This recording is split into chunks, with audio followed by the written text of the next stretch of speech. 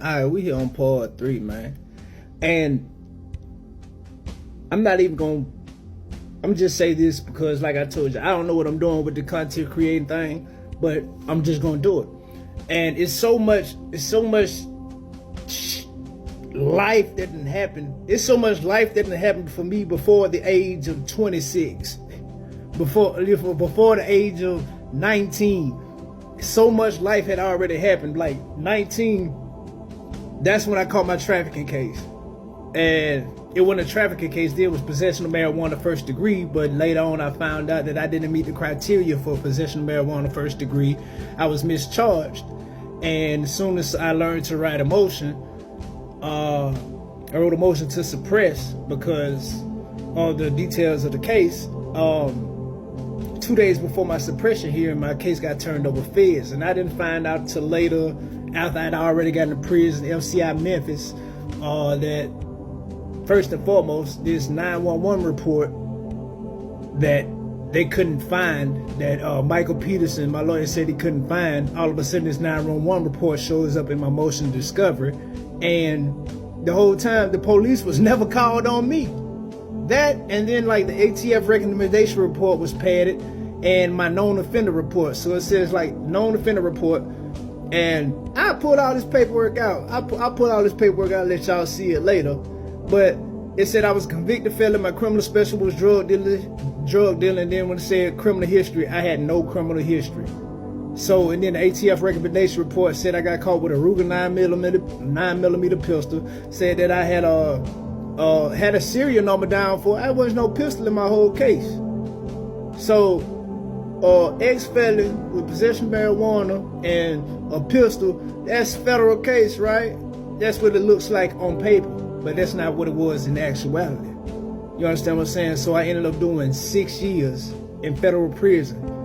Started off at started off at FCI Memphis, and then got sent to USP Big Sandy, then got sent to USP Hazleton. I walked all my yards, so don't get it twisted. And I was on man time, so don't get that twisted. You feel me? I have different personalities, I guess that comes with, but I'm always me. You feel me? But whatever you want, you can bring up out of me if you want.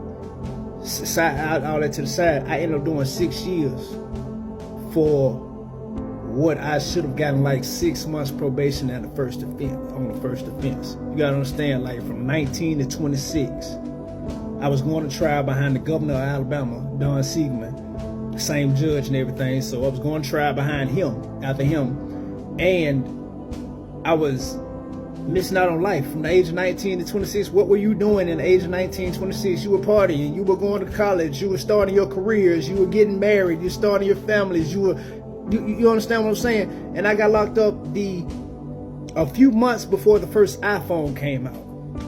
So when I came home and you got Facebook and it was just MySpace and Black Planet and stuff for a level. When I came home and you got all these apps and Facebook and Instagram, all this stuff, I came on right before they introduced algorithms. When they started algorithm with Instagram, Facebook,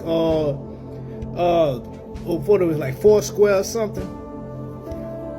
You know, and they was talking about algorithms back I got on, like when you still in 2013, like when you would say, oh, GMOs in your food, and everybody would say you crazy, and now all your food boxes say non-GMO. That type of activity. But I wanted to try to compact my story, which I can't compact my story because I've lived multiple lives in this one life, and I should have been dead. I've died twice. You know, and I should not be here to tell any parts of my story, you know.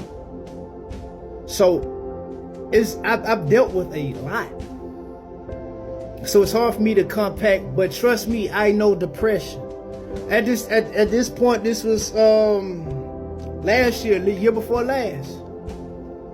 Last year, 2024, and the year before, 2023. I was at the point where like, it was like this. I went to trial and lost that trial, so I'm thinking they about to handcuff me. The judge was like, nah, you feel me? And I was working for a company, trucking. I was a truck driver at the time, and my truck was parked on the side of the club that we had, Empire, on the boulevard. You know, yeah, fuck you, Pat. And the type of stress little games I would have to deal with, like the judge would tell me like, hey, he needs to take his truck back, let him go take his truck back. But then the people that I got to report into is like, she didn't say you could take a load. So you think I'm gonna drive this truck back to Chicago and not take a load? Like, what type of time? How you know, that's the type of bullshit you gotta deal with. Judge says this, but we're gonna amend it and we're gonna stipulate it when you won't even have that authority.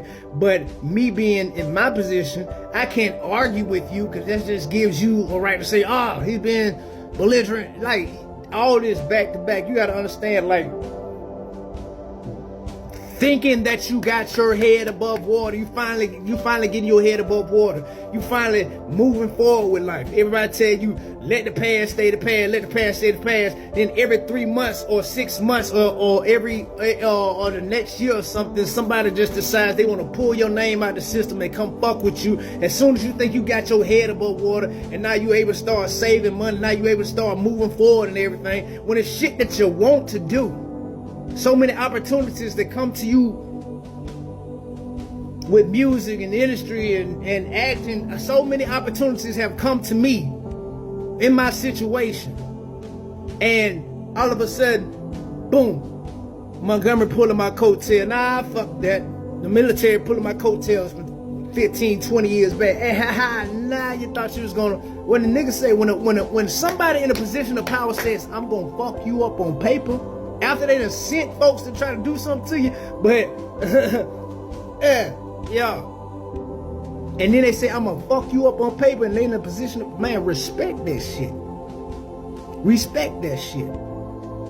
Respect that shit. That pen is way mightier than the sword. A lot of folks don't understand the shit that I had to deal with, the shit that I was going through. But at this point, I had gotten sentenced. No, it was before sentencing. It was this was before sentencing when all of this was going down. No, the end. When was the end? It was after sentencing. Was it after sentencing? All I know is I got a job from a company that had already been working for a few years, like off and on with different contracts, and then I had other companies I could switch and work with in between. And I think I spoke on this on another video. It was $30 an hour, $150 a day, which is per diem, $150 a day to eat and whatever, and guaranteed 50 hours a week. So if I work 2 days that week, 50 hours. And I spoke on that situation. But that very week, when I went to that judge's office, the courtroom, and sat in there, I wrote that letter that Tuesday and was in there that Wednesday, and the judge denied me, and then said it was up to my PO, and she was like, oh. But after my PO admitted, the judge said that she heard the judge say that I could go back on the road, but I couldn't go on the road for leisure. She admitted this, but she was like, I need it in writing, but you don't have my sentencing transcript, but you expect me to report in, and you don't even have the paperwork that says I should report in the sentencing transcript. Like, you was right there, but you remember what was said. But who playing games here? Gang stalking. Yeah, this is how I go down in Alabama. That night, it was over with. It was over with for me. That night was going to be the end. And up until that point, I had been telling myself, every time I got to that point, one more day. One more day. One more day. I give it another day. But that Wednesday, this was going to be it. But I thought about it. Before I take myself out, I'm going to sing some karaoke.